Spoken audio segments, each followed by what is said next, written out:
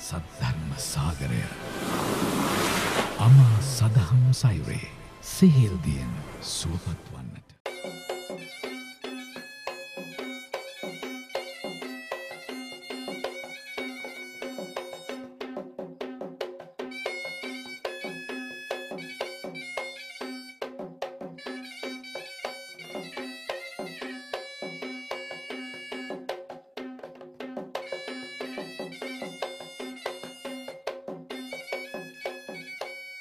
ලෝතුරු සදහම් මග පැහැදිලි කොට අදාරන ලෞතර සම්මා සම්බුදුරජාණන් වහන්සේ දේශනා කොට වදාළ ඒ සද්ධර්ම මාර්ගය එලිපෙහෙලි කරනු ලබන සදහම් කතිකාව සද්ධර්ම සාගර සදහම් කතිකාව ආරම්භ කරන්නටයි මේ හෝරාවක කාලය අපි සූදානම් වන්නේ. ඒ සඳහා අනුශාසනා කරන්නට මේ සදහම් මණ්ඩපයට වැඩමවා වදාළේ බියගම කොට්ටුන්න කල්යාණි මාවතේ ධම්මදස්සී බෞද්ධ මධ්‍යස්ථානාධීශ්වර ත්‍රිපිටකාචාර්ය සද්ධර්මාචාර්ය අවසරයි පූජනීය දොළොස්වල උදිත දීර ස්වාමින් වහන්සේ සුපින්වත් හැමදෙනා වෙනුවෙන්ම වගේම බෞද්ධයා මාධ්‍යජාලය වෙනුවෙන් පින්වත් ස්වාමින් වහන්සේව ඉතාම ගෞරවයෙන් নমස්කාර පූර්වකව පිළිගනු ලබනවා. අද දවසේ මේ උතුම් සදහම් කතිකාව සඳහා දායකත්වයේ දනු ලබන්නේ රත්මලානේහි පදිංචි හේමලතා අමරසේකර මෑණියන් ප්‍රධාන පින්වත් පිරිස. මේ හෝරාවට නියමිත සදහම් කතිකාව ආරම්භ කරන්නට අපගේ පූජනීය ස්වාමින් වහන්සේට පින්වත් හැමදෙනා වෙනුවෙන්මත් ඊටාම ගෞරවයෙන් নমස්කාර පූර්වක ආරාධනා කොට සිටිනවා. සුපින්වත් ඔබ හැමට උතුම් තුනුරුවන් සරණයි. වන්දනීය පූජනීය මහා සංඝරත්නයෙන් අවසරයි. ඒ වගේම වැඩසටහන මෙහෙවන විචිත්‍ර ධර්ම කතික ගෞරවනීය දෙල්වල සරණ සිරි ස්වාමීන්ද්‍රයන් වහන්සේගෙන් අවසරයි. වාසනාවන්ත කාරුණික පින්වත්නි, තෙරුවන් සතු සූවිසි මහා ගුණ බලයෙන් ඔබ සෑම දෙනාම නිදුක් වෙත්වා, නිරෝග වෙත්වා, සුවපත් වෙත්වා, දිගාසිරි ලබත්වා කියලා පළමුවෙන්ම ආශිර්වාද ප්‍රාර්ථනා කරනවා. අද මේ වැඩසටහනේ දායකත්වය දරමින් කටයුතු කරන්නේ බුද්ධ ශාසනය කෙරෙහි බොහෝම ප්‍රසන්න සිතින් කටයුතු කරන, ඒ වගේම සම්බුද්ධ ශාසනයට අප උපකාර කරන බොහොම පින්වන්ත මව්තුමියක් විසින් රත්මලානේ පදිංචි හේමලතා අමරසේකර මහත්මිය, එතුමිය ඇතුළු ඒ පවුලේ පින්වත් පිරිස, ඥාති පිරිස බොහෝම සතුටට පත්වෙන්න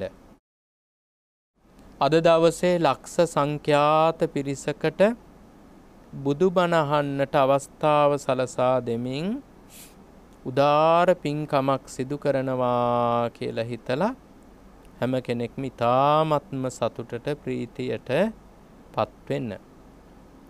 මේ ධර්ම දානමය කුසලය හැම දිනාටම මෙලොව යහපත පිණිස උපකාර වේවා, පරලොව සුගතිය පිණිස උපකාර වේවා, සාන්ත ප්‍රණීත නිර්වාණ ධාතුව සුවසේ අවබෝධ කර ගැනීම පිණිස හේතු වාසනා වේවා කියලා සාදු කියලා ප්‍රාර්ථනා පිහිටුවා ගනිමු. ඊළඟට අපි අවධානය යොමු කරලා බලමු අදට නියමිත කතාව. මේ වැඩසටහනේ නම සද්ධර්ම සාගරය. සද්ධර්ම සාගරයේ තියෙන්නේ ධම්මපදයේ කතා, ගාථා සහ ඒ ගාථාවල විස්තර තමයි සද්ධර්ම සාගරයේ උගන්වන්නේ. අද අපි ඉගෙන ගන්නව කතාවක්. ඒ තමයි පූති ගත්ත තිස්ස ස්තවීරයන් වහන්සේගේ කතාව. කවුරුත් මහලා තියෙන කතාවක් තමයි, හැබැයි අදට යෙදිලා තියෙන්නේ. පූති ගත තිස්ස කියලා තමයි අපි සිංහලෙන් කියන්නේ. මේකේ නියම නම පූති ගත්ත තිස්ස ස්තවීරයන්. පූති ගත්ත තිස්ස. අපි පූති ගත කියලා කිව්වට ඇති වැරද්දක් නෑ. ඉතින් සැවැත් නුවර එක්තරා පවුලක කුලපුත්‍රය කියන්නේ ගිහි ගෙදර වාසය කරන කෙනෙක් පැවිදි වෙලා උපසම්පදා වුණා. ඉතින් මේ තෙරුන් වහන්සේ ප්‍රසිද්ධ වුණා තිස්ස කියලා. උන්වහන්සේගේ නම තමයි තිස්ස. පසු කාලයක උන්වහන්සේගේ ශරීරයේ රෝගයක් හටගත්තා. ඒ රෝගය නිසා අබෑට තරම් පුංචි බිබිලි වගේක් ශරීරයේ හැදුනා. ඒ රෝගය නිසා අබෑට වගේ පුංචි බිබිලි වගේක් හැදුනා. කාලයක් යනකොට ඒ බිබිලි මුං ඇට තරමට ලොකු වුණා. අබෑට තරම් හැදිච්ච බිබිලි තව කුඩ කාලයක් යනකොට මුං ඇට තරම් බිබිලි බවට පත් වුණා. තව කාලයක් යනකොට මේවා දෙබර තරම් විශාල වුණා. දෙබර සමහර විට දන්නව ඇති. ඉතින් දෙබර දන්නේ නැත්නම් ඒත් කරන්න දෙයක් නැහැ. දෙබර ඇට තරම් බිබිලි, දෙබර ගෙඩි තරම් බිබිලි බවට පත් වුණා. ඊළඟට නෙල්ලි ගෙඩි තරම් වුණා මේ බිබිලි ටික. තව කාලයක් යනකොට බෙලි ගැට තරම් බවට පත් වෙනවා. බෙලි ලොකු බෙලි ගෙඩි නෙමෙයි, බෙලි ගැට වගේ තරම් බවට පත් වුණා. පත් වෙලා හිටන් මේවා පිපුරුවා. පුපුරලා හිටන් තමන් අඳින පොරෝණ සිවුරු වල අන්දනවල ඔක්කොගෙම සැරව ගෑවිලා, ගලන ලේ ගෑවිලා. ඉතින් මේ වගේ විශාල එකම තුවාලයක් වගේ බවට පත් වුණා. ඉතින් මුන්වහන්සේගේ ගෝලයොත් බැලුවා දැන් උපස්ථාන කරගන්න බෑ, බොහෝම අපිරිසිදුයි, අතහැර දැම්මා. අනෙක් භික්ෂූන් වහන්සේලාත් අතහැර දැම්මා. දැන් උන්වහන්සේලා මුළු ඇඟම කුණු වෙලා වගේ තනියෙන්ම කාමරයකට වෙලා අර ලේ සැරව ගොඩේ වැතිරිලා හිටන් මේ ස්වාමින් වහන්සේ ඉන්නවා. බුදුරජාණන් වහන්සේලා දවසකට දෙවතාවක් ලෝකය දෙස බලනවා බුදු නුවණින්. එම් බුදුවරු ලෝකයේ දෙස බලන ඒ ලෝකයේ දෙස බැලීම අත් නොහරින දෙයක්. කියන කවදාවත් අත්හරින්න නැතුව හැම දවසකම ලෝකයේ දෙස දෙවතාවක් බලනවා බුදුරජාණන් වහන්සේ. දිනකට දෙවතාවක් බලනවා. ඒක බුදුවරුන්ගේ ධර්මතාවයක්. ඉස්සෙල්ලාම සක්වල අග ඉඳන් ගන්ධ කුටිය දක්වා බලනවා උදෑසන කාලෙදී. සක්වලේ කෙරවලේ ඉඳන් තමන් වහන්සේ සින්න ගන්ධ කුටිය දක්වා වටේටම බලනවා මං කාටද පිහිට වෙන්නට ඕනි කියලා උදේ කාලෙදී. හවස් කාලෙදී ගන්ධ කුටිය ළඟ ඉඳන් පටන් අරගෙන සක්වල කෙරවලටම බලනවා. ඒකෙදින් බුදු කෙනෙකුට බොහෝ වෙලාවක් යන වැඩක් නෙමෙයි. ඒ බුදු කෙනෙක් ඉරිදි බලයක් නේක. ඉතින් මෙන්න මෙහෙම ලෝකය දිනකට දෙවතාවක් බලනවා. ඉතින් එහෙම බලනකොට අර පින් තියන කෙනෙක් ඉන්නවා නම්, නිවන් දකින්න පින් තියන කෙනෙක් ඉන්නවා නම් උන්වහන්සේට පෙනෙනවා මෙන්න මේ තැනැත්තාට මං අද දවසේ පිහිට විය යුතුයි කියලා. හැමෝම පෙනෙන්නේ නැහැ. බුදුරුන්ට පෙනෙන්නේ නිවන් දකින්න පින් තියන අය. අර ගාථාවක් තියෙනවා බොහොම ලස්සන තේරුමක් තියෙන දූරේ සන්තෝ පකාසෙන්ති හිමවන්තෝව පබ්බතෝ. කියන්නේ හිමාල මහා පර්වතය දුර තිබුණට ඈතට පේනවා. දැන් හිමාල පර්වතය නේපාලයට ගියාමත් ඈත පේනවනේ ලස්සනට සුදු හිම කන්දක් වගේ පේනවනේ හිමාල පර්වතය. නේපාලේ ඉඳන් පාරවල් වලින් ඉඳන් බැලුවාමත් පේනවා හිමාල කන්ද. දුර තිබුණත් හිමාල කන්ද ලස්සනට පේනවා. ඒක තමයි ගාථාවේ තේරුම. අසන්තෙත්ත නදිස්සන්ති රත්තිකිත්තෝ යතාසරා. ඒ වුණාට අසත්පුරුෂයෙක් බුදු කෙනෙකුට පේන්නේ නැහැ. හරියට කරුවලේ ළඟට වැටිච්ච ඊතලයේ පේන්නේ නැහැ වගේ. කරුවලේ ඊතලයක් ළඟට ඇවිල්ලා වැටුණා කියලා අපිට ඊතලේ දකින්න ලැබෙන්නේ නැහැනේ කරුවල වෙලාවට. ඒ වගේ තමයි බුදුරජාණන් වහන්සේ ළඟම හිටියත් පේන්නේ නැහැ පව්කාරය බුදුරජාණන් වහන්සේට. අනේ පිහිට වෙන්න ඕනි, බණ කියන්න ඕනි, මේ තැනත්තව සසරින් මුදවන්න ඕනි කියලා බුදු කෙනෙකුට පෙනෙන්නේ නැහැ ළඟම හිටියත්. කොච්චර දුර හිටියත් බුදු කෙනෙකුට ධර්මය අවබෝධ කරගන්න කැමති කෙනෙක් ඉන්නවා නම් එයාව අනිවාර්යයෙන්ම බුදු නුවණට පෙනෙනවා. තථාගතයන් වහන්සේ පාගමනින් යන්න දුරක නම් පාගමනින් වැඩම කළ එයාට පිහිට වෙනවා. ඉරිදි බලෙන් යන්න ඕනි තැනක් නම් ඉරිදි බලෙන් වැඩම කළා හිටන් එයාට පිහිට වෙනවා මේ ලෝකයේ දෙස බලනකොට. ඉතින් මෙහෙම ලෝකයේ බලන අවස්ථාවේදී මේ තිස්ස තෙරුන් වහන්සේව දකින්නට ලැබුණා. දැන් උන්වහන්සේ ගොඩාක් තුවාල වෙලා ඕජාව ගලලා රෙදි කෑලි වලින් කකුල් ඔතලා අත්පා ඔතලා කකුල් එහෙම කොට්ට උඩින් තියලා තියෙන්නේ උනාට කොට්ට තෙමිලා යනවර ඕජාව සැරවාදීන්. තථාගතයන් වහන්සේ දැක්ක දැන් සලකන්න කෙනෙක් නැහැ. ගෝල බාලයොත් අතහැර දාලා ගිහිල්ලා සලකා ගන්න බැරුව දැන් මම එතනට වැඩම කරන්න ඕනි කියලා උන්වහන්සේ තිස්ස තෙරුන් හිටි තැනට වැඩම කළා. වැඩම කරලා ඉස්සෙල්ලාම ලොකු හැලියක් හොදලා වතුර එකක් ලිපේ තිබ්බ බුදුරජාණන් වහන්සේ. ඊට පස්සේ වතුර එක රත් වුණා කියලා දැනගෙන තිස්ස තෙරුන් වහන්සේ ඉන්න තැනට වැඩම කළා. වැඩම කළ උන්වහන්සේ ඇඳ උස්සන්න හැදුවා එක පැත්තකින්. ඒතර අනිත් ස්වාමින් වහන්සේලා කිව්වා ස්වාමීනි භාග්‍යවතුන් වහන්සේ වැඩ සිටින්න අපි ඇඳ උස්සගෙන එන්නම් කියලා ඇඳ පිටින්ම උස්සගෙන ආව මේ තෙරුන් වහන්සේ එළියට. ඊට පස්සේ මේ තෙරුන් වහන්සේව ඇඳෙන් අයින් කළා. ඊට පස්සේ ඇඳේ තියෙන ඉස්සෙල්ලාම ඇඳේ තියෙන රෙදි ටික අරුණු වතුරෙන් පොඟවලා තම්බලා විස බීජ හරණය කරලා හොඳට හොදලා වේලෙන්න දැම්මෙව්වා. තද අවුවට වේලෙන්න දැම්මෙව්වා. ඊට පස්සේ උන්වහන්සේ අඳන සිවුර විතරක් ඇඳ ඉද්දි අනිත් සිවුරු ටිකත් ගලවලා හොඳට සෝදලා උණු වතුරෙන් තම්බවලා අර භික්ෂුන් වහන්සේලා ලවා තම්බවලා ඒ ටිකත් වේලෙන්නට දැම්මා. සිවුරු ටික ඔක්කොම හොදලා වේලෙන්න දාලා තථාගතයන් වහන්සේම වතුර වක්කලා පූතිගත්ත කියන අර තුවාල වෙලා තියෙනවා කියන එකෙන් තිස්ස තෙරුන් වහන්සේ නම තුවාල වෙලා තියෙන හන්ද තමයි මේ පූතිගත්ත තිස්ස කියලා කියන්නේ.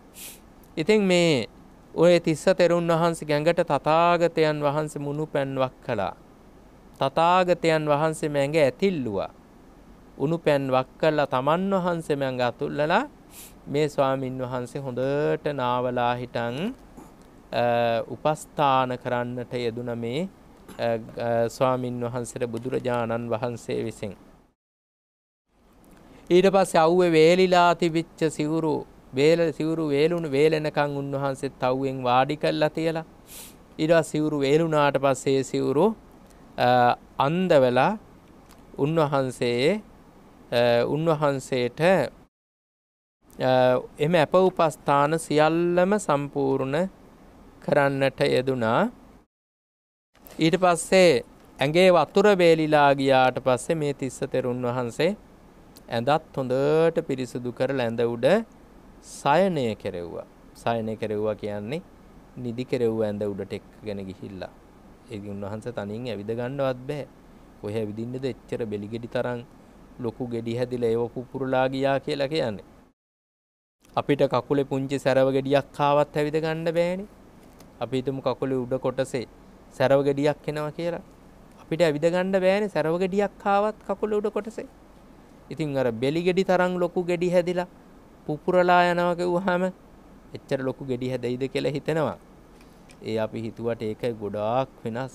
ඉස්සර මීට අවුරුදු ගණනාවකට ඉස්සර මම එක තරුණයෙක් පිළිබඳ අහන්න ලැබිලා බලන්න ගියා බණකට ගිය කමක් මං කොහෙද කියලා කියන්නේ සුදුසු නෑ.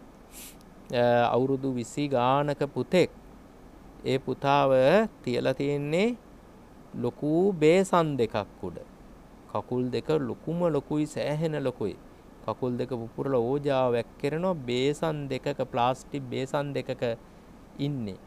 ඒ වගේම පිටේ ලොකු ගෙඩියක් හැදිලා තියෙනවා. ඒක බෙලි ගෙඩියක් නෙමෙයි ලොකු කොස් ගෙඩියක් වගේ එකක් හැදිලා එයාට කවදාවත් නිදා ගන්න පුළුවන් කමක් නැහැ. හිටගෙන ඉන්නේ මුළු පැය 24ම. ඒ අම්මයි තාත්තයි ඒ වෙනකොට ටිකක් වයසයි. ඒ වයස අම්මා කෙනෙක්ගේ ඒ පුතාව টয়ලට් එකට එක්ක යන්න ගිහිල්ලා අම්මා වැටිලා මං යනකොට ඒ අම්මගේ අත කැඩිලා තිබ්බේ. අම්මගේ තත කැල්ල මේ ළමයා වත්තම් කරගන්න යන්න ගිහිල්ලා. දැන් සමහර විට ඒ ළමයා ඉන්නවද නැද්ද දන්නේ නැහැ. සමහර විට නැතුවත් ඇති මටත් ඒ නමක් ගමක් හරි විස්තරයක් මතකත් නැහැ. නමුත් සෑහෙන ඉස්සර කාලේ 97 වගේ අවුරුද්දේ 99 අවුරුද්දෙන් හෝ ඔය වගේ දීර්ඝ කාලයක තිස්සේ කතාවක්. ඉතින් ඒක නිසා එහෙම ලොකු තුවාල හැදෙන මිනිස්සු ඉන්නවා. ලොකු ගෙඩි වගේ තුවාල හැදෙන අය අප්‍රමාණවත් ඉන්නවා. ඉතින් මුන්වහන්සේ දැන් ඇඳේ දැන් නිදි කෙරෙව්වා. නිදි කරවලා බුදුරජාණන් වහන්සේ හිස පැත්තෙන් වාඩි වුණා ඇඳේ. උන්වහන්සේ ගොළුව තියෙන පැත්තෙන් තථාගතයන් වහන්සේ ඇඳේ අයිනට වෙන්න අර කකුල් දෙක පහළට දාලා බුදුරජාණන් වහන්සේත් වාඩි වුණා. එද වාඩි වෙන්න ඉතින් වෙන පුටුවක් නැහැනේ, තියන්න කෙනෙකුත් නැහැ. මේ ආවාසී ඉන්න ස්වාමින් වහන්සේ ලෙඩ වෙලා තියෙන්නේ. වාඩි වෙලා හිටන් තථාගතයන් වහන්සේ භික්ෂුවට මෙහෙම දේශනා කළා. භික්ෂුව මේ සිරුර හිත අයින් වෙලා ගියාට පස්සේ මේ ශරීරය ඇතුලේ අපේ හිතක් තියෙනවනේ. මේ හිත අයින් වෙලා ගියාට පස්සේ හිතේ උපකාර නැති වුනහම මේක හරියට දර කඳක් වගේ පොළොවේ වැටෙනවා කියලා කිව්වා. මේක අස්සේ මේ හිත තියෙනකන් විතරයි එහෙට මෙහෙට ඇවිදින්න පුළුවන්, වාඩි කරලා තියන්න පුළුවන්, හිටගෙන ඉන්න පුළුවන්, කෑම කන්න පුළුවන්, hina වෙන්න පුළුවන්, කතා කරන්න පුළුවන්. හිතක් තියෙනකන් විතරයි මේකට. හිත යම් වෙලාවක අයින් වුණොතින් එහෙම එතකොට දර කඳක් වැටුණා වගේ වැටෙනවා මේ ශරීරය පොළොවට කියලා තථාගතයන් වහන්සේ භික්ෂුවට කියලා දුන්නා. මොකද අර පෙර සංසාරේ බොහෝම පින්දහම් කරගෙන තියෙන සමත විදර්ශනා භාවනා වඩලා තියෙන අයට ওই මහා ලොකු දේවල් කියන්න ඕනේ. අපිට නම් පැය ගාණක් බණ කිව්වත් ධර්මයක් අවබෝධ වෙලා නැහැනේ. තාම මාර්ගඵල ආදී ලැබිලා නැහැනේ. කොච්චරම නැහුවා. අර සසර හොඳට හිත පුරුදු කරපගෙනකොට බොහෝම පුංචි දෙයක් කිව්වහම ඇති. ඒක ඔස්සේ හිත වැඩිලා හිටන් රහත් ඵලයටපත් වෙනවා. පුංචි දෙයක් දැක්කහම ඇති සමහර කෙනෙකුට රහත් ඵලයටපත් වෙන්න. ඉතින් මේ ස්වාමීන් වහන්සේ එහෙම කියලා හිටන් ගාථාවක් දේශනා කළා. අර තේරුම තියෙන ගාථාවම දේශනා කළා. අචිරං වතයං කායෝ පඨවින් අධිසෙස්සති චුද්ධෝ අපේත විඤ්ඤානෝ නිරත්තංව කලින්ගරං. තථාගතයන් වහන්සේ දේශනා කළා අචිරං වතයං කායෝ, ඒකාන්තයෙන්ම මේකය අචිරං. අචිරං කියලා කියන්නේ නොබෝ කලකින්ම. ඒ කියන්නේ මේ ශරීරය වැඩි කලක් යන්නට පෙර අපේත විඤ්ඤානෝ, මේකේ විඤ්ඤාණය මේකයි අතහැර දාලා යනවා. මේකේ තියෙන සිත මේක අතහැර දාලා යනවා වැඩි කලක් යන්නට පෙර. වැඩි කලක් යන්නට පෙර කියලා කියන්නේ ගොඩාක් දෙනෙක් අවුරුදු 70 වෙනකොට මේ විඤ්ඤාණය මේක අතහැර දාලා යනවා. වැඩි කාලයක් හිටියොත් අවුරුදු 74ක් යනකොට මේ විඤ්ඤාණය මේකය අතහැර දාලා යනවා. සමහර අය අවුරුදු 60 දිත් අතහරිනවා විඤ්ඤාණය. සමහර අය මව් කුසේදීමත් විඤ්ඤාණය අයින් වෙලා යනවා. සමහර අය ඉපදිච්ච දවසේ විඤ්ඤාණය අයින් වෙලා යනවා. ඉපදිලා ළමා කාලේ, තරුණ කාලේ මෙහෙම විඤ්ඤාණය අයින් වෙලා යනවා. විඤ්ඤාණය අයින් වෙලා ගියොත් එහෙම නිරත්තංව කලින්ගරං, හරියට මේක දිරාගිය දර කොටයක් වගේ භික්ෂුව මේක බිමට පටවින් අදිසෙස්සති, මේක පොළොවට වැටෙනවා කියලා බුදුරජාන් වහන්සේ දේශනා කළා. සනස ඒ අතර මට මේ කාරණාව අහගත්තොත් පැහැදිලි කරගත්තොත් හොඳයි කියලා හිතනවා පිළිමයි. විශේෂයෙන් ගිහි බෞද්ධ ඇත්තන් වෙනුවෙන් මෑත කාලේ දැන් අපේ සනස්සේ මතක් කළා බුදුරජාණන් වහන්සේගේ මේ ඊටාම කෙටි ධර්මානුශාසනාව පෝතිගත තිස්ස ස්වාමීන් වහන්සේට මගඵල ලබන්න පිහිට වුණා කියන කාරණාව. එතෙන්දී දැන් මෑත කාලීනව ධර්මවාදීන්ගේ බරපතල මතයක් සමාජගත කරනවා, බෞද්ධයන් අතර ප්‍රචාරය කරනවා. සෝවාන් මගඵල ලබන්න ඇසිය යුත්තේ මෙන්න මේ ධර්මකාරණා විතරයි. ඒ අයගේ වැඩිපුර මතය තමයි සෝවාන් මගඵල ලබන්න එහෙම නැත්නම් මේ ධර්මය අවබෝධ කරගන්න සමත විදර්ශනා භාවනාවන් වඩන්න අවශ්‍යතාවයක් නැහැ. ආරණ්‍යගත වෙන්න වෘක්ෂ මූලගත වෙන්න අවශ්‍යතාවයක් නැහැ. කරන්න තියෙන්නේ මෙන්න මේ සීමිත බණ ධර්මදේශනාවන් කිහිපය අහන එක විතරයි. ඒක ඇහුව පමණින් සෝවාන් මගඵල ලබන්නට පුළුවන් කියන කාරණාව. එතකොට ඒක පිළිගන්න සමහර ගිහි බෞද්ධයන්තුනුත් නොසිටිනවා නෙමෙයි බොහෝ ඇත්තන් ඉන්නවා. බණ භාවනා කරන්න ඕනේ නැහැ බණ ඇහුවන් ඇති මේ කියන විදිහට. මොකද බුදුදහමේ සමහර බොහෝ තැන්වල බුදුරජාන් වහන්සේගෙන් බණ අහපු ශ්‍රාවක ස්වාමීන් වහන්සේලා බණ අහද්දී බණ ධර්මදේශනාව අතරමඟදී සෝවාන් මගඵල ලැබුවා කියලා සඳහන් වෙන නිසා කියලා.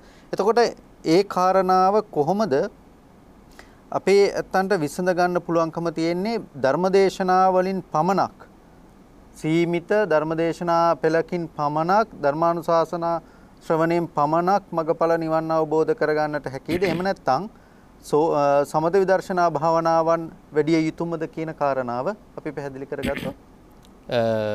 මම මේ පිළිබඳ විවේචනයක් ඉදිරිපත් කරන්නට බලාපොරොත්තු වෙන්නේ නැහැ. ඒක අදාළ නොවන ප්‍රශ්නයක් නිසා. නමුත් අර සංසාරේ පෙර බුද්ධ ශාසනවල හොඳට හිත පුරුදු කරලා තියෙන කෙනෙකුට බණ ඇසීමෙන් පමණක්ම ධර්මය අවබෝධ කරගන්නට පුළුවන්කම තියෙනවා. නමුත් මේ අද කතා කරන මේ දේ පිළිබඳ මම කතා කරන්න යන්නේ. මොකද කුණු ගොඩවල් හාරන්න ගියාම මටත් වෙන වැඩක් නැති වෙලා යනවනේ. ඒක නිසා මම ධර්ම දේශනාවට අවතීර්ණ වෙනවා. ඒ ගැන කතා කරන්න යන්නේ නැතුව ඒක හොඳයි කියලා මම හිතනවා. කෙසේ නමුත් ඉතින් මේ ස්වාමින් වහන්සේට දේශනා කළා මේ ගාථාව දේශනා කරන්නට යෙදුණා. ඊට පස්සේ මේක කියනවා අචිරං කියන නොබෝ කලකින්ම කල් නොයවාම.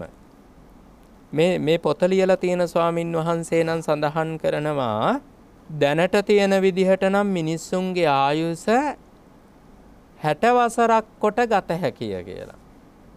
මේ උන්වහන්සේ පොත ලියලා තියෙන 57 විතර වගේ කාලේ මම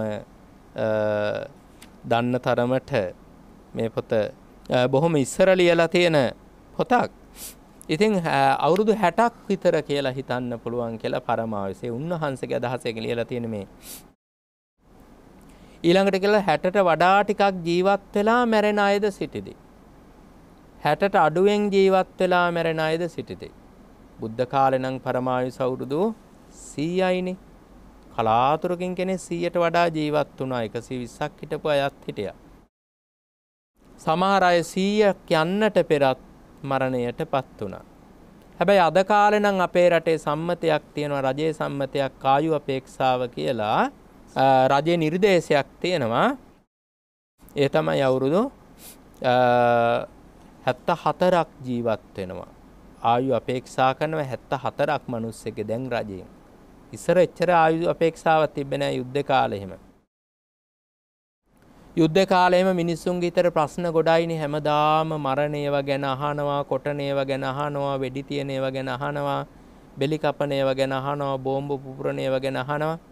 ඉතින් මිනිස්සුන්ගේ පුදුම විදියට හිත කෙලසුන්ගෙන් දූෂිත වෙලා තිබ්බේ. ඒ කාලේ අධික අඩුයි ආයුෂ මිනිස්සුන්ගේ. දැන් ඒක යුද්ධය ඉවර වෙලා ගියාට පස්සේ ඒක වෙනස් වෙලා දැන් ආයු අපේක්ෂාව 74 දක්වා ඉහළට ගිහින් තියෙන අවුරුදු ගණනාවකින් අපේ ආයු අපේක්ෂාව අවුරුදු 74ක් දක්වා ඉහළට ගිහිල්ලා තියෙන දැන් වෙනකොට. එසා දැන් ටිකක් හොඳ තැනක තියෙන ආයු අපේක්ෂාව.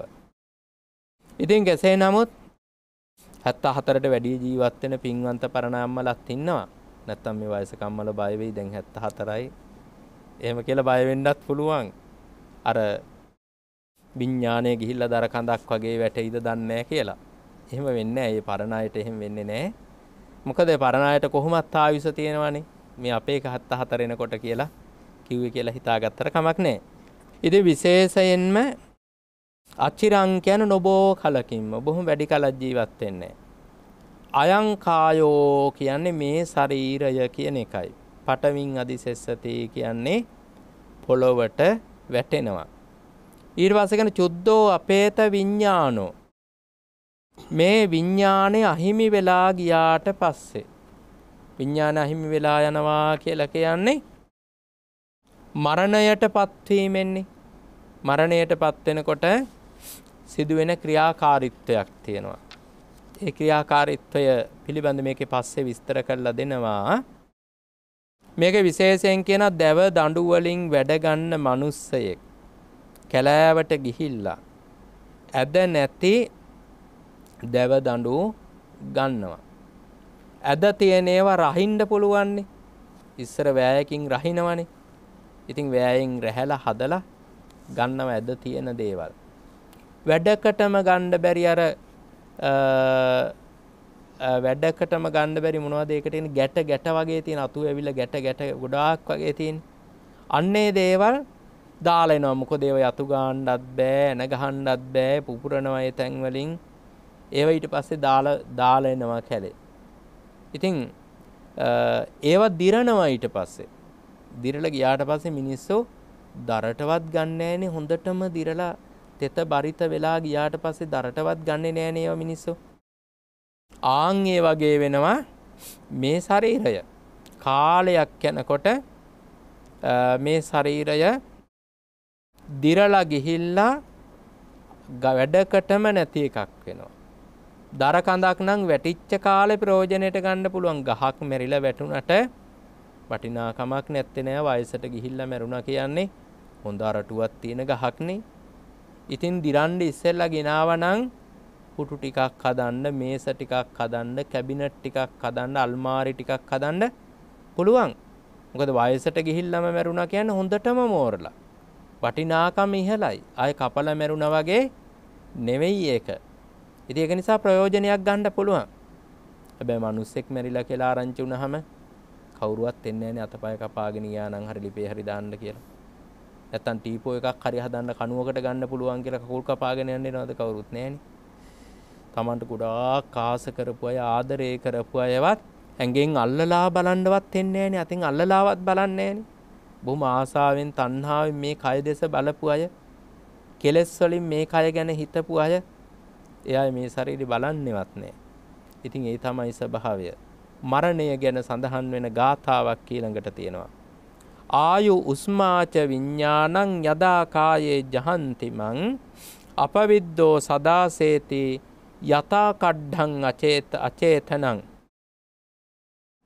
කියනවා මරණය කියලා කියන්නේ මෙන්න මේ කාරණා තුන අයින් වීමටයි ශරීරයේ. පළවෙනි එක ආයුෂ ඉවත් වීම ශරීරයෙන්. ආයුෂ කියන්නේ ආයු අපේක්ෂාව ජීවත් වෙන්න. අපි හිතන ආයු අපේක්ෂාව නෙමෙයි.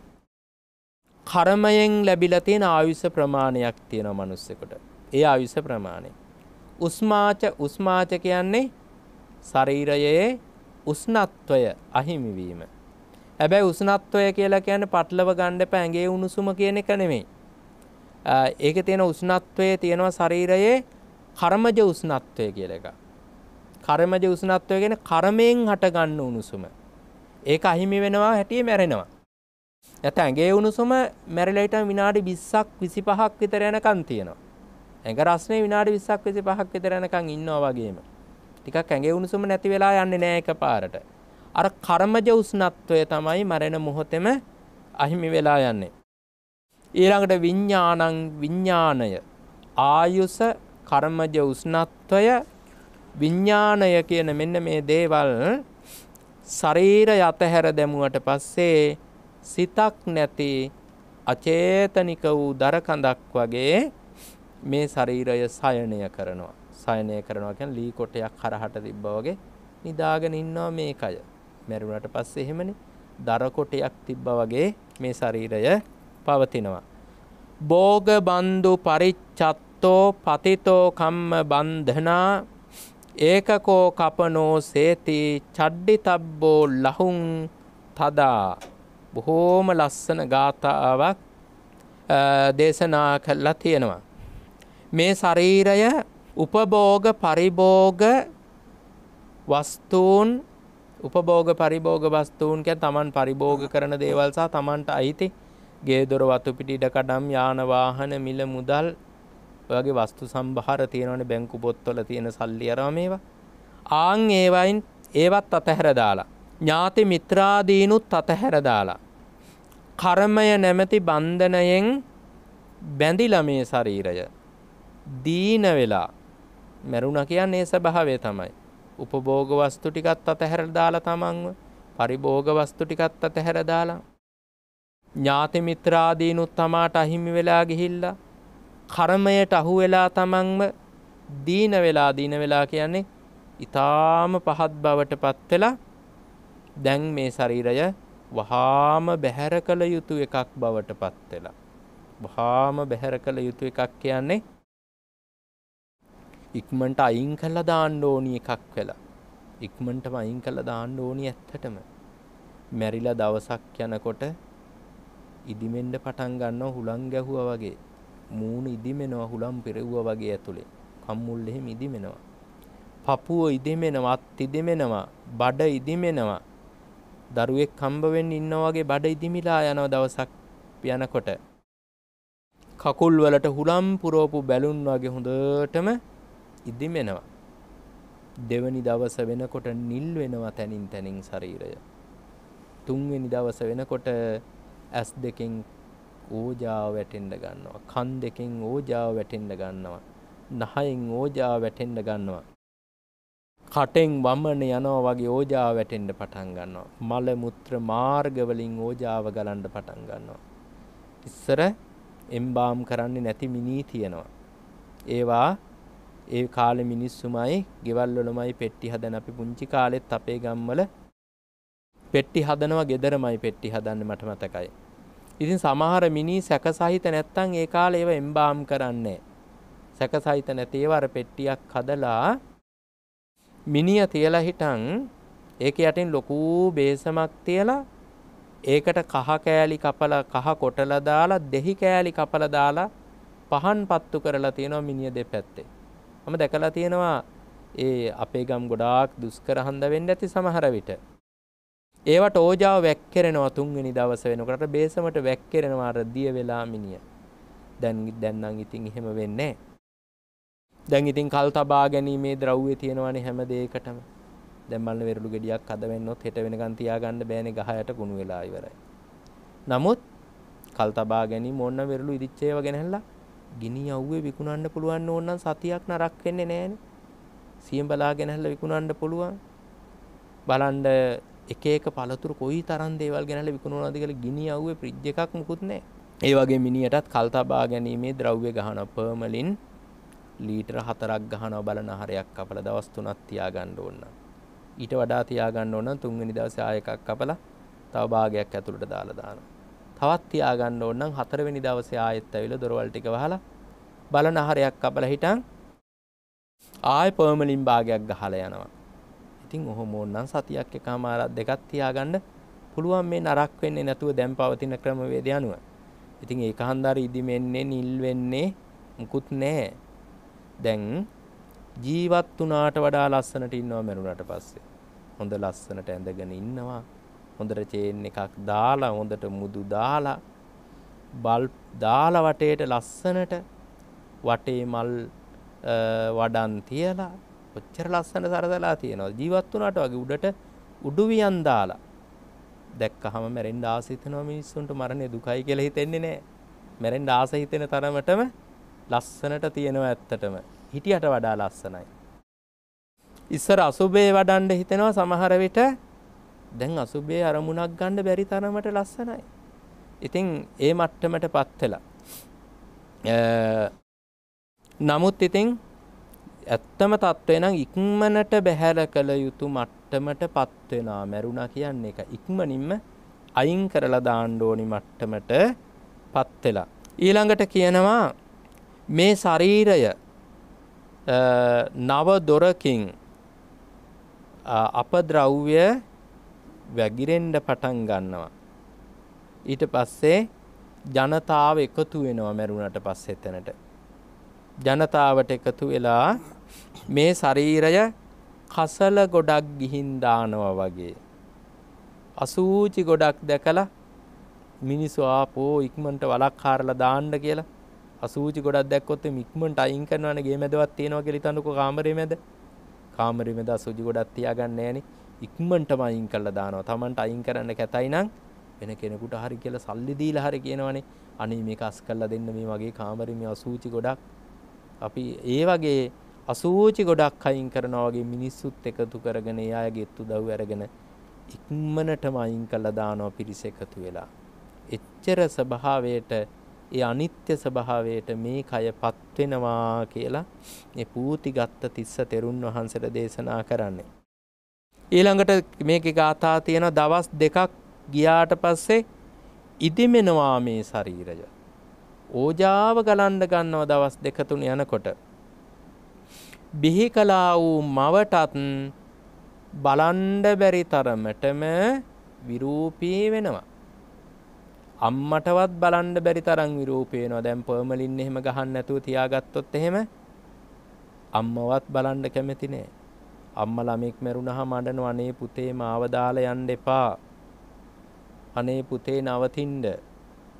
බැරි වෙලාවත් මැරිලා ඉන්න පුතා නැකිట్లా කිව්වොත් අනේ අම්මේ අඬන්න එපා මං නවතින්නම් කියලා. ඊට පස්සේ අම්මා අඬන්න පටන් ගනී. අනේ මූව බැඳලා ආයෙ ගිහින් දාපාන් කියලා. බැරිලාත් නැගිට්ටොත් එහෙම බොරුවට අඬන්නේ මේ මිනිස්සුන්ට පෙන්වන්න ආදරෙයි කියලා සමහර විට. හිතෙන්නේ වගේ එකක්නේ. ඇත්තටම අඬනකොට ගොත් හායිනම් තියාගන්න. ඔයගේ කාමරෙන් ගිහින් තියන්නද කියලා ගිහින් තියන්න බලන්න කාමරේ මිනි පෙට්ටිය අරලා ඕන්නේ. වහලා තියා තියන්න කොහෙන්ද මතක් වෙන්න තියාගන්නකො පුතා එහෙනම් කියලා. අම්මා මඩන්නේ නැද්ද කියලා මේක ගිහින් දාපන් කියලා. කරුණා කරලා අර බොරුවට යන්න එපා. අනේ මාව දාලා යන්න එපා කියලා කෑ ගැහුවට ඒක හදවතින් මෙන එකක් නෙමෙයි. හොඳට පරීක්ෂණයක් කරලා බැලුවොත් එහම එහෙනම් තියාගන්න කියලා දීලා දැම්මොත් එහෙම. ඉතින් වැදූ මවටත් බලන්න බැරි තරමටම විරූපී වෙන ශරීරයක් මෙය කියලා මේ ගාථාවල බොහෝම ලස්සනට පැහැදිලි කරලා දෙනවා. සබ්බ නීලත්ත මායන්ති වන්නා සමාදයෝ තතෝ පක්ක භාවං ගතෝ පච්චා දේහ නිස්සිත ලෝහිතේ. ඊට පස්සේ මේ ශරීරයේ ලස්සනට තියෙන මේ හැම නිල් පාටටපත් වෙනවා. ඒ හැම නිල් වෙන්නේ ඒව ඇතුළට ලේ ගමන් කරලා. මරුණාට පස්සේ අර නහර වලින් ලේ ගමන් කරන්නේ නහර ලේ ගමන් කරන්නේ නවතිනවනේ. ඊට පස්සේ මේ ලේ අර හැම ඇතුළේ එහෙම ගමන් කරන්න පටන් ගන්නවා තුවාලේ එහෙම වුණාට පස්සේ. ඉතින් ලේ ගමන් කරලා නිල් පාටටපත් වෙනවා. තැලිච්ච තැනුත් නිල් වෙනවනේ. එහෙම නැතුවත් ඇඟ නිල් බවටපත් වෙලා ඒ වගේම ශරීරයේ තියෙන ලේ ටික ඔක්කොම ටික දවසක් යනකොට ලේ ටික දවසක් යනකොට නරක් වෙනවා මැරුලා. මැරිලා ටික දවසක් යනකොට ලේ ටිකත් නරක් වෙනවා. ලේ නරක් වුණාම මොකද වෙන්නේ කියලා මං හිතන්නේ දන්නේ නැතිනේ. ලේ නරක් වුණාම මොකද වෙන්නේ ලේ ටිකට? සැරව බවටපත් වෙනවා. ඒ කියන්නේ මුළු ඇඟේම තියෙන ලේ ටික සැරව බවටපත් වෙනවා. තුවාලයක සැරව හැදෙනවා කියන්නේ ඒ තුවාලේ තියෙන ලේ නරක් වෙලා තමයි ඒ සැරව නිස්පාදනය වෙන්නේ. සැරව කියලා කියන්නේ නරක් වුණු ලේ වලට කියන තව නම. ඉතින් මේ ඇඟේම ලේ ටික නරක් වෙලා හිටන් මුළු ඇඟේම සැරව බවටපත් වෙලා යනවා. මේ මලකඳ තියෙන්න ඇරියොත් එහෙම අපි අර බෙහෙත් තේත් කරන්නේ නැතුව අර දැන් අලුතෙන් එම්බාම් කරන්නේ නැතුව තියෙන්න ඇරියොත් එහෙම සැරව බවටපත් වෙනවා. ඒ වගේ මේ ශරීරයෙන් පිටතට අසූචි ධාරාවන් වැగిරෙනවා. මරුණට පස්සේ කියන්නේ මැරුණ පස්සේ ධාරාවන් අර ගංගාවක් ගලනවා වගේ නහයෙන් වැක්කිරෙනවා. කන් වලින් වැක්කිරෙනවා, ඇස් කෙරවලින් වැක්කිරෙනවා. කට දෙපැත්තෙන් වැක්කිරෙනවා. මල මුත්‍ර මාර්ග වලින් වැක්කිරෙනවා. එහෙම අසූචි ධාරාවන් පුංචි ගංගා ගලනවා වගේ වතුර පාරවල් වැටෙනවා වගේ වැටෙන්න පටන් ගන්නවා කුණු වෙන්න පටන් ගන්නකොට. ඊළඟට කියනවා මේ ශරීරයේ පණුව වැක්කිරෙන්නට පටන් ගන්නවා ශරීරයෙන්. පණුව වැක්කිරෙන්නට පටන් ගන්නවා. හරියට බත් මුලක් වගේ පණුව වහ ගන්නවා. ඒ කියන්නේ මුළු ඇඟ හැම තැනම බත් ඇට ඇලෙව්වා කියලා හිතන්න. ඇඟේ බත් ඇට ඇලෙව්වා වගේ පණුවන්ගෙන් වහ ගන්නවා මේ ශරීරය මැරිලා ටික දවසක් යනකොට කියලා මේ ගාථාවල දේශනා කරනවා. යතා සුචේ පග්ඝරන්තේ බින්දිත්වාන ඊතෝචිතෝ චින්න බන්ධන යත්තෝව චෙජ්ජතේ සන්දි බන්ධනං. ඊළඟට කියනවා තනින් තනින් බිඳිලා හිටන් ඒ කියන්නේ තනින් තනින් කැඩිලා කුණු වෙනවා.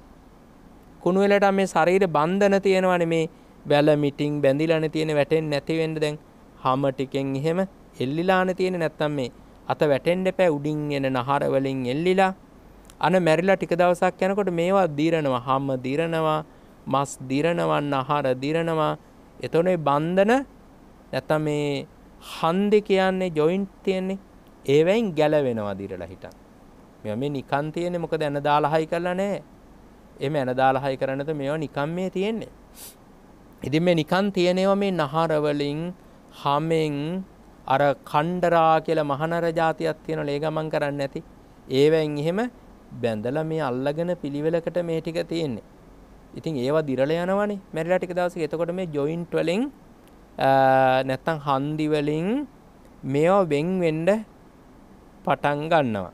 ඉතින් හන්දි වලින් බැඳීම් වෙන් වෙලා යනවා. එහෙම වෙන් වුණාට පස්සේ ශරීරය තනින් තන විසිරෙනවා. මේ කියන්නේ වල දැම්මේ නැත්තම් එහෙම මේ කියන්නේ. ඉස්සරෝයි මැරෙන හැම කෙනා වල දාන්නේ. ඉස්සර තිබ්බා මිනී ගිහින් දාන තැන. එතෙන්ට කියන්නේ අමු සොහොන කියලා. අමු සොහොන කියලා කියන අමුෙන්ම මිනී ගිහින් දාන. ආයෙ වල දාන්නේ. මිනිය තියලා එනවා රෙද්ද කොතලා යාර 10ක් ගන්නවා රෙදි යාර 10ක් ගන්නවා සුදු රෙදි යාර 10ක වටේ රෝල් කර ඔතලා අර සොහොනෙන් ගිහින් තියලා එනවා ඉතින් මිනිය දිරලා ගියාට පස්සේ ස්වාමින් වහන්සේලා ගිහිල්ලා අර සුදු රෙදි රෝල් කරලානේ තියෙන වටේ ඔතලානේ එක කොනකින් ඇල්ලලා ඉස්සුවහම මිනිය පෙරලිලා යනවනේ කෙරවලටම ඊට පස්සේ රෙද්ද අරගෙන එනවා ස්වාමින් වහන්සේලා ගිහිල්ලා ඉස්සර සිවුරු හදාගන්න. ඒක හොදලා පිරිසුදු කරලා හරි අමාරු වැඩක් නේ සැරව ඕජාව ගල්ලා මිනිහ කුණු වෙලා තින්නේ ඒක රෙද්ද එක්කනේ. එහෙම හොදලා සමහර ස්වාමින් වහන්සේලා ඒ කාලේ බුද්ධ කාලේ චීවර සකස් කරගෙන තියෙනවා. පාංශකූල චීවර සකස් කරගෙන තියෙනවා. ඉතින් මෙන්න මේ වගේ ශරීරයක් කියලා බොහෝම ලස්සනට දේශනා කළා. ඊට පස්සේ මේක විසිරෙනවා. විසිරුණාට පස්සේ බල්ලෝ, හිවල්ලු ඒ වගේම කපුටන් ගිජුලි හිනියන් නුගුස්සන් ඇවිල්ලා මේකේ කෑලි අරගෙන යනවා. සත්තු අරන් යනකොට එක කෑල්ල අතුරු දහන් වෙනවා. සතුන් එහෙට මෙහෙට අරන් ගිහිල්ලා. අන්තිමට මිනියට ගොඩක් බවට පත් වෙනවා මේක. මේ මිනියට ගොඩ දැක්කොත් ආසාවක් හිතෙනවද ඔබේ හිතේ කියලා මේ ගාථාවකින් අහනවා. ඉතින් මේ ස්වාමින් වහන්සේට මේ නොයෙක් විදිහට මේ ශරීරය පිළිබඳ උපදෙස් ලබා දෙමින් ලස්සන ධර්ම දේශනාවක් කළා තියෙනවා. මේවා විතරක් නෙවෙයි මීට අමතරව චතුරාර්ය සත්‍ය ගැන එහෙම තව දේශනා කළා තියෙනවා. පූතිගත්ත තිස්ස තෙරුන් වහන්සේ මහරහතන් වහන්සේ කෙනෙක් බවට පත් වුණා. මේ ධර්ම දේශනාව ශ්‍රවණය කරලා. ඔව් ස්වාමීන් වහන්සේ අද දවසේ හෝරාවක කාලයක් පුරාවට සද්ධර්ම සාගර සදහම් කතිකාව සමගයි අපේ පින්වත් හැමදෙනාම එකතු වෙලා සිටියේ.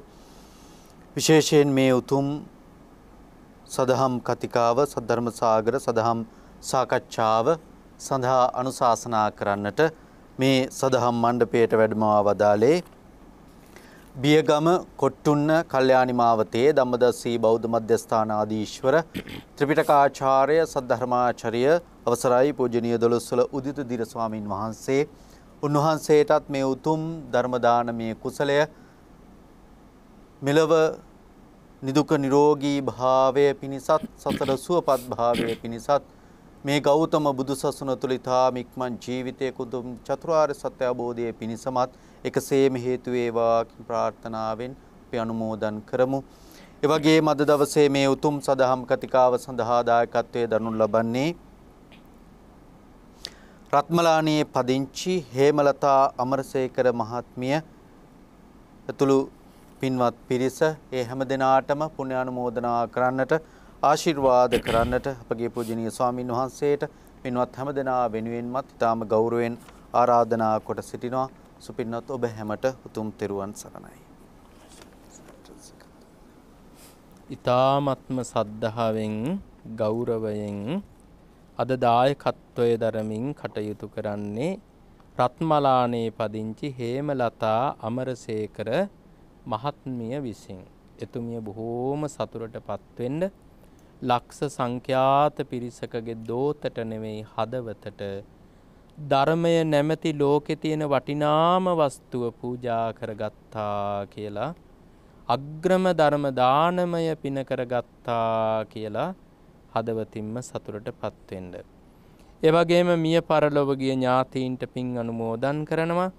ලලිත් රොසාන් අමරසේකර මහත්මයාට, ගුණපාල අමරසේකර මහත්මයාට, මාටින් පෙරේරා මහත්මයාට, ඇලිස් නෝනා මහත්මිය, ඒ මාටින් පෙරේරා සහ ඇලිස් නෝනා කියන ආදරණීය මව්පිය දෙපළට, වසන්තා පෙරේරා මහත්මිය, චාලිස් සප්පුහාමි මහත්මයා ඇතුළු මිය පරලොව ගිය හඟුරන් කෙත පදිංචිව සිට පරලෝ සැපත් කේ මුතුබණ්ඩා පියතුමාණන්ටත් පුණ්‍යානුමෝදනා කරනවා. ඒ වගේම අපවත් වී වදාළ අති ගෞරවනීය දරණාගම කුසල ධම්ම නායක මාහිමිපාණන් වහන්සේට. ඉතින් මේ පින්වතුන් නමින් මිය පරලොව ගියේ හැම දිනාටම මේ පින් පෙත්තේ කාන්ත කොට අත්පත් වේවා. එයාගේ පරලෝක ජීවිත වාසනාවන්ත වේවා, සැප බහුල වේවා, සංසාර ගමන සුවපත් වේවා, සසර දුකින් අත් මිදෙත්වා, ලෝකෝත්තර අජරාම රමා මහ නිවනින් සැනසීම ලබත්වා කියලා සාදු කියා ප්‍රාර්ථනා කරන්ඩ. ඒ වගේම මේ පින්කමට ආධාර උපකාර කළ හැම දෙනාටමත්, ආශිර්වාද කළ හැම දෙනාටමත්, ධර්ම දේශනා වැඩසටහනට පැමිණි සියලු ඥාති හිත මිත්‍රාදීන් සියලු දෙනාටත්, දායකත්වයේ දරන හේමලතා අමරසේකර මහත්මියටත්, විශේෂයෙන් මේ මහත්මියගේ මාර්තු 22 වන දින ජන්මදිනයේදී තිබෙනවා. ජන්මදිනය නිමිත්තෙන් එතුමිය නිදුක් වේවා, නිරෝගී වේවා, සුවපත් වේවා කියලා ආශිර්වාද කරනවා. අවසාන වශයෙන් පින්වත් හැම දෙනාටමත් බෞද්ධ මාධ්‍ය ජාලයෙහි අධ්‍යක්ෂක අති ගෞරවනීය බොරලන්දේ වජිරඥාන ස්වාමීන්ද්‍රයන් වහන්සේට, කාර්ය මණ්ඩලයට, බණ ඇසූ සැමට, වැඩසටහන මෙහෙය වූ ගෞරවනීය ස්වාමින් වහන්සේලා ප්‍රධාන හැම දෙනාටම මේ පින් අත් වේවා. සෑම දෙනාම නිදුක් වෙත්වා, නිරෝග වෙත්වා, සුවපත් වෙත්වා, විසස් සතවර්ෂාධික කාලයක් දීර්ඝායුෂ ලබත්වා, ආයුෂයෙන් වැඩෙත්වා, ශරීර වර්ණයෙන් වැඩෙත්වා, නිරෝගී සැපයෙන් වැඩෙත්වා, කායික බලයෙන් වැඩෙත්වා, ප්‍රඥාවෙන් වැඩෙත්වා, ගුණයෙන් නුවණින් යසයිසුරින් සැප සම්පතින් ධන දහාන්නෙන් වැඩෙත්වා, අපල උපද්‍රව සතුරු කරදර මාරක බාධක නවග්‍රහ දෝෂස් වහ කටවහ දෝෂ පුරාණ කර්ම විපාක අනවින කොඩවින ඒරාෂ්ටක මේ සියල්ල හිරුදුටු ගන දුරක්සෙයින් විහත විද්වංසනය වේවා. තබන පියවරක් පාසා ගන්න හෙළන හුස්ම රැල්ලක් පාසා කරන ක්‍රියාවක් පාසා ගෙවෙන මොහොතක් පාසා මගේම උතුම් ත්‍රිවිධ රත්නයේ ආශිර්වාදය ආරක්ෂාව රැකවරණය සැලසේවා. පරලෝක ජීවිතයේදී නරක තිරිසන් ප්‍රේත අසුර කියන සතර අපා දුකටපත් නොවේවා. සුගතිගාමී වාසනාවන්ත සැප බහුල සත්පුරුෂ ජීවිත පෙළක් එක දිගට ලැබේවා. උපදින හැම ජීවිතයකදීම කල්යාණ මිත්‍ර සම්පත් ලැබේවා. සද්ධර්ම ශ්‍රවණය කරන්නට ලැබේවා. යෝනිසෝ මනසිකාරය ලැබේවා. ධර්මානුධර්ම ප්‍රතිපදාව ලැබේවා. හැම දෙනාටම මේ පින් ඉතාම ඉක්මන් ජීවිතයක අනන්ත බුදුවරු, අනන්ත පසේ බුදුවරු, අනන්ත මහරහතන් වහන්සේලා නිමී සැනසී පැමිණ වදාළ සාන්ත ප්‍රණීත ලෝකෝත්තර අජරාම රමා මහ නිර්වාණ අවබෝධය පිණිසම හේතු වාසනා වේවා කියලා සාදු කියා ප්‍රාර්ථනා පිහිටුවමු. ඒ වගේම විරූඪ විරූපාක්ෂ වෛශ්‍රවණ දතරාෂ්ට්‍ර සක්‍ර දේවේන්ද්‍ර මතබුදු වෙන මහ බෝධිසත්වයන් වහන්සේ ප්‍රධාන සදෙව් ලෝකවාසී සියලු දෙවියෝද, ආර්ය සුමන සමන් දෙවියන්, ශාසන භාරධාරී විෂ්ණු දෙවියන්, පලාත් භාර විභීෂණ දෙවියන්, රූණට අධිපති කතරගම දෙවියන්, බන්නිහත් පත්තුවට අධිපති අයියනායක දෙවියන්, අලුත් නුවර දැඩිමුණ්ඩ දෙවියන්, ගම්බාර දෙවියන්, අපේ ජීවිත ආරක්ෂා කරන සුරකින දෙවිවරුද, ශාසන මාමක ලෝකපාලක සියලු දෙවිවරුද මේ පින්පෙත් අනුමෝදන් වනු ලබත්වා. දෙවියන්ගේ දිව්‍ය සැප සම්පත්ති අසයිසුරු වඩ වඩා වර්ධනය වේවා. දෙවියන්ගේ ආශිර්වාදය රැකවරණ ආරක්ෂාව ලබා දෙත්වා. දෙවියෝ දමා නිවනින් සැනසීම ලබත්වා. ආකාසට්ටා ච බුම්මට්ඨා දේවා නාග මහිද්దికා පුඤ්ඤන්තං අනුමෝදිත්වා චිරන් රක්칸තු ලෝක සාසනං චිරං රක්칸තු දේශනං චිරන් රක්칸තු මං පරන්ති. ඉදං වෝ ඥාතිනං හෝතු සුඛිතා හොන්තු ඥාතයෝ. ඉදං වෝ ඥාතිනං හෝතු සුඛිතා හොන්තු ඥාතයෝ. ඉදං වෝ ඥාතිනං හෝතු සුඛිතා හොන්තු ඥාතයෝ. සද්ධර්ම සාගරය අමා සදහම් සයුරේ සිහිල්දියෙන් සුවපත් වන්නට